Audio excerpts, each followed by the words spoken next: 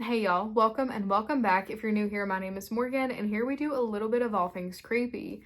You normally do not see me on a Thursday, but this week's a little bit special because I had to mess up my schedule. Oh my god, the word escaped me.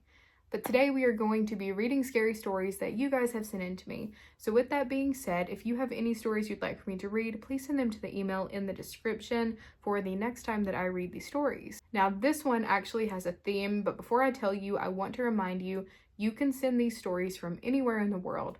If you have stories from Scotland, that's fine. Bulgaria, that's fine. Tennessee in the States, that's fine. I don't care. Anywhere works. But some weeks I choose a theme, and this week is one of those, and it is stories from the Appalachian Mountains that I did not tell in my Appalachia series that we did for Halloween. So we are going to be talking about these spooky mountains today. I know you guys are excited. This is like your favorite topic, and I don't blame you. So without further ado, let's get right on into it, shall we? My name is Henrietta, and I'm writing about an experience me and my friends had around 2 years ago. I don't think any backstory is really needed besides the setting. We lived in a trailer park that kind of sits in or on a mountain, woods on one side, a steep cliff with fallen trees and debris on the other. If you went through the woods and down the mountain, there was a house that burned down, though they left a small concrete cellar, so it was kind of a room without a door. I don't think I can explain it any better than that, but I think it's important to note that we live in Virginia, right in the Appalachian Mountains.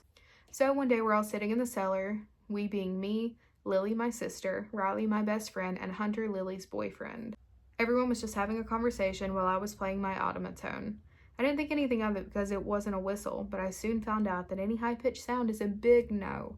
So I went playing this instrument and stopped for a moment because I heard something in the brush nearby. I looked at my sister, and we both clearly had a bad feeling, so we immediately ushered Hunter and Riley to stand up and leave. We started walking, and after a bit my stomach dropped. I knew something was going to happen if we went through those woods, but luckily there were 2 ways back home, through the woods and a back road. So I told my sister, and we started walking on the back road. It was a significantly longer walk, but we didn't want to mess around and find out, so we went anyways. Hunter and Riley were very confused and didn't know what was going on as we sped walked down the road, but me and my sister didn't have any time to explain. We told them to keep their heads down and continue walking. Me and my sister were walking a few steps behind Riley and Hunter, having a hushed conversation on how to find out what this thing was following us. It definitely felt like there was something behind us. Me and Lily eventually just told each other to look behind us on the count of 3. We felt, and then tell each other what we saw at the same time. So we counted.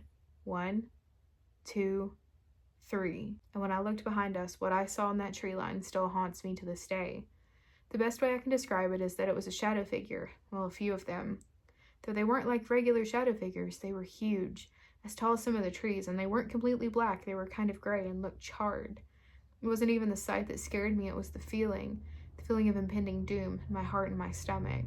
When we both looked back down, we were too scared to speak. We kept our heads down and made it home okay. We've moved since then, but that experience will never leave me. So personally, I think that was elemental. I think that was a tree spirit. I think those were just forest guardians that were watching out for the land. But you did good getting out of there because it sounds to me like you overstayed your welcome or called them in. Whichever one you think. All right, next story. I'm Meg. There was this one time I stayed in the Appalachian Mountains, and it had to be the scariest night of my life. I grew up in a very haunted house, so it's not exactly easy to scare me. I was with my sister, her husband, and their kids on a vacation to Myrtle Beach in July of 24. On the way home, I live in Ohio, my sister's husband wanted to show us where he grew up. He grew up close to the border of Tennessee and North Carolina, so we took a night in Tennessee to have a break from driving, especially after we went out of the way to look where he grew up. It was a beautiful Airbnb on a beautiful land. I thought nothing of it. Throughout the day, everything was fine, but when night hit, I just got more paranoid by the second. When we all went to our separate bedrooms to go to sleep, that's when everything started. I was just laying there on my phone, and I hear a tapping on my window, which was right behind the bed I was on. I tried to ignore it as best as I could. Then I heard laughing that came from right outside of that window. And then came the screaming. Sounded like a woman, but not human. That went on for about an hour and a half. I ignored it the whole time, but I was terrified. About another half an hour later, there was some weird creepy noises and things being moved around in the living room and kitchen of the Airbnb. I wasn't the only one who heard it that time. My sister and her husband woke up because of it, and my sister sent her husband out there with his defense to check it out. Things were moved around, but there was no one else there. He went back to their room and went to bed. I didn't get any sleep at all that night. We left early the next day. Right as the sun started to come up, we packed the car and started the journey home. As we were pulling out of the driveway, I turned to look at the wood line, and there was something kind of crawling back into the woods.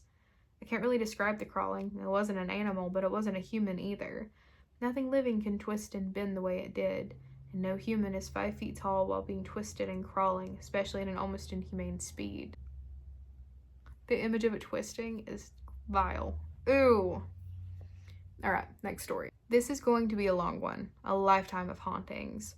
So ever since I was a child growing up in the foothills of Appalachia, I have heard and seen things that people in my family can't. My grandma often called me a seer when I was a child and teen, but I'm not entirely sure if that fits what's happening here.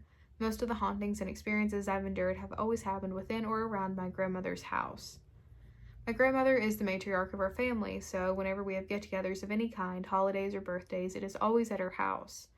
To describe this land, my grandmother's house is on a hill between the country and the city. It's a weird area where it's considered the country, but it kind of isn't. When you're looking at her house from the road and front driveway, there is one house to the left, and this house comes into play later. My grandma has 2 driveways, one that comes up beside the house that leads to the parking area, and the driveway continues between what we call the mountain and a massive rock on her land that fell out of the mountain, the rock being taller than her house. The back driveway leads to a different road. Now, my grandmother's house is at the base of what we'd call a mountain. The neighboring house on the left has a yard next to her driveway, and the yard extends up the mountain and ends on the tree line. When I was around 3, despite not having a personal memory of this, just my older brother telling me about it and how it scared him as a kid, I could apparently hear people in her grandmother's yard at night. As a child, I used to walk out of the back door of the house and walk into the yard before you walk up the hill to get to the cars. I would stand there in the yard in the dark. When my brother found me, I told him there were people hiding in the yard. The way I described it, it sounded like a massive group of people. They were sitting in our yard talking. My brother took me inside, and all the adults watched our yard, but never found a trace of anyone being out there. The only other haunting I have a memory of from that age is when my parents were still together, and I opened the blinds and saw a man staring back at me from the window. I ran to tell my dad, and he went to check it out and saw no one. That night I slept in my parents' room. While laying there, I witnessed a face come from out of their wall. As a child, I described this as dinosaur-like from Jurassic Park, but as I got older, I suppressed that memory. As a teen, I witnessed the same face coming out of the wall one night, and I can only describe it as a demon. The next morning, when we went outside, there was a massive footprint under my window in the drift. My window was high enough to where whatever it was would have had to have been 8 or 9 feet tall. Now, fast forward a few years. I'm 11, and my great-grandma is living with my grandma. My great-grandma was sick and needed help taking care of herself. Well, one night we went to her room, and she was lying on the bed, but it was like she was being held down. She started saying that men the size of trees were pressing her down on the bed.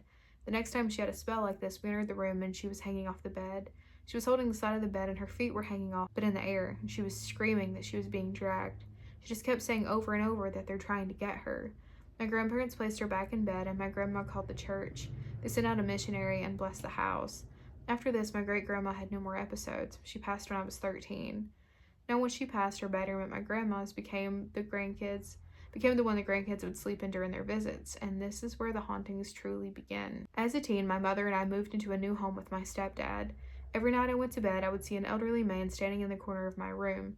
He would just stand there watching me at night. Eventually, there would be more hauntings in this house, such as seeing shadow figures run along the wall of my room. I would see a young male child standing in the hallway of the house. I eventually pleaded my grandfather, who was a reverend of the church, to get a person to bless the house, and when he did, all activity stopped. I'm not religious, I was just grasping at straws wanting the activity to stop. Now, that summer at 13, I began spending a lot of time with my grandmother, and I pretty much never went home.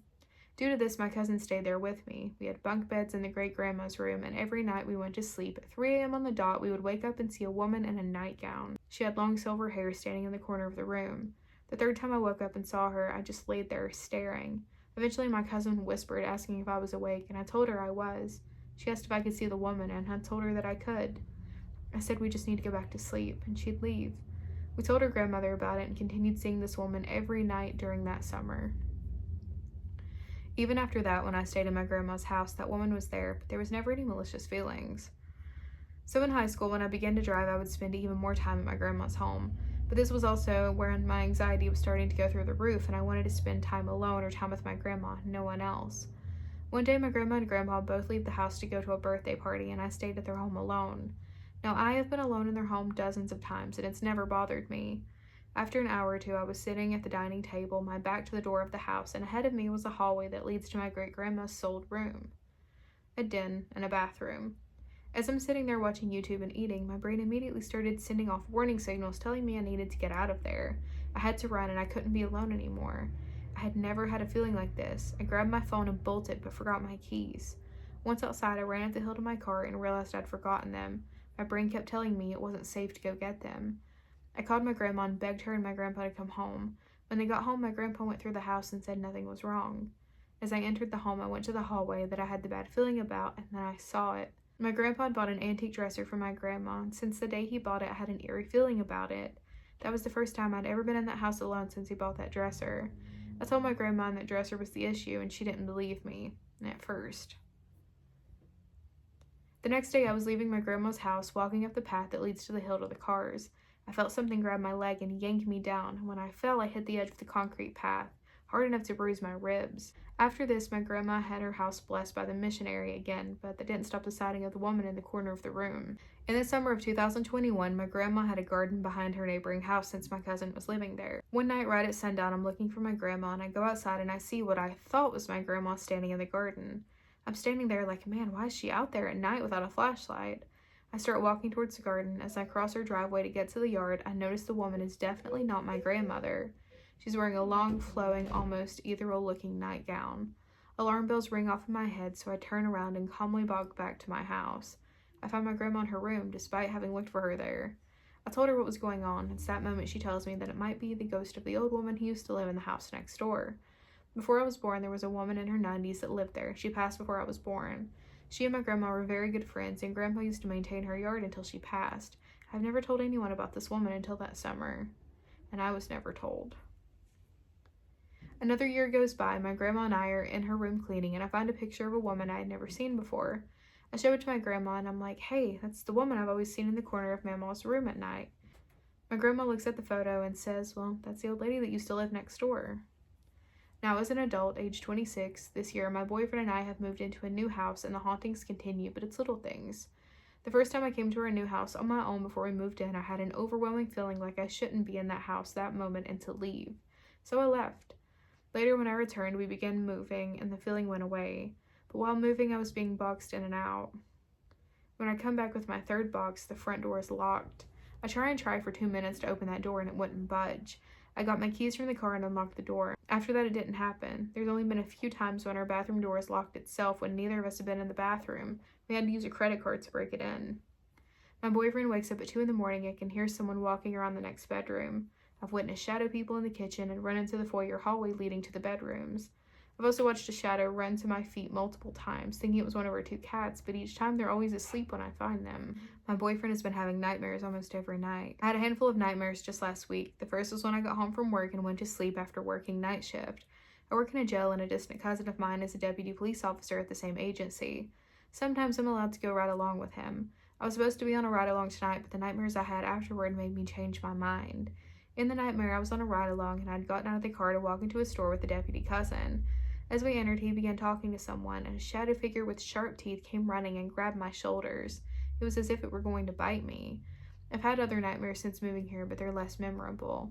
Due to growing up, I have nothing but nightmares whenever I stay at my grandma's.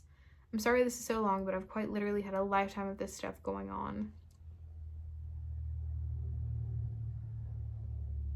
That was such a good, classic haunted house story.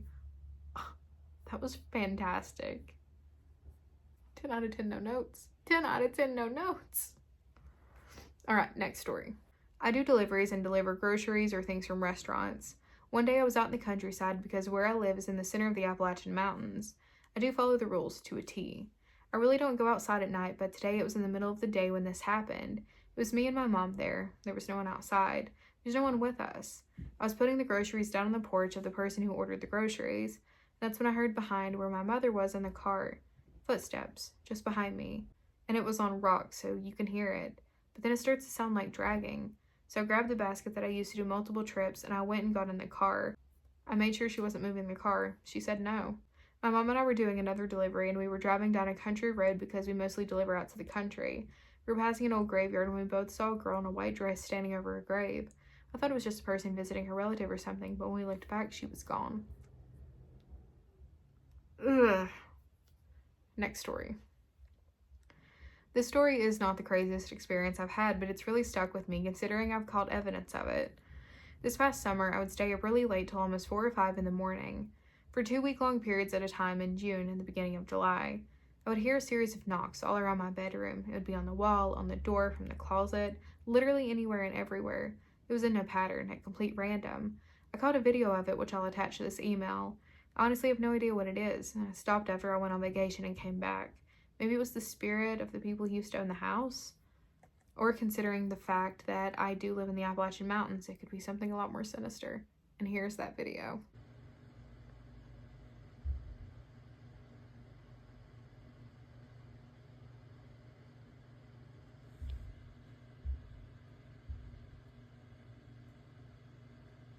Alright, I think we have time for one more story. This was last year in early December. Me and my friend were having a sleepover. Me and him always like to go out on walks around the small village that I live in the early hours of the morning.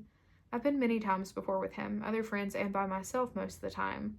It's just all positive things. The only life I see is the odd fox or bats, but this time was different. We were walking our normal trail from my house up the road to the park. When we get to this place where there are 3 ways to turn, right towards the school, church, and the park, the left that leads to some houses, and the other park in my village, and eventually fields, and then straight ahead to my village tavern/pub. I always get a bad feeling about that way, and have had many dreams of me walking down it and bad things happening. By the time I hadn't had one in a while, so I thought everything had calmed down. I still didn't want to go. We kept walking, and we crossed the road to go right. That's when I heard it, a loud bird noise, but something was definitely wrong. It sounded like it was a recording being played on a scratchy old vinyl record on a loop. My heart drops. Nothing like this has ever happened since that story that I sent to you a long time ago about the field trip I had in the Scottish Highlands. I immediately turned to my friend and tell him not to react. I told him the rules, as Scotland is connected to the Appalachian Mountains and he loves the stories. I remember that if it sounds further away, the closer it is, and I'm trying to remain calm, but it was so obvious I wasn't. My friend asked me if I was okay, and I just told him we had to get home. I didn't tell him why, but we went home. The whole way down, I try not to turn around as I feel a force pulling my head to turn. I don't, but the force gets stronger. I see a shape in the corner of my eye and my heart is racing. I'm sweating even though it's negative degrees outside, and then we're home. It took me ages to muster the courage to go on one of those walks again. I've only been on 1 or 2, nothing is extreme, just odd whistles. Ew! Ew, I don't love that. Oh my god. Okay, well that is all for today's stories. Thank you guys so much for hanging out with me, and I will see you tomorrow whenever we do a Q&A, and I'm super excited for it.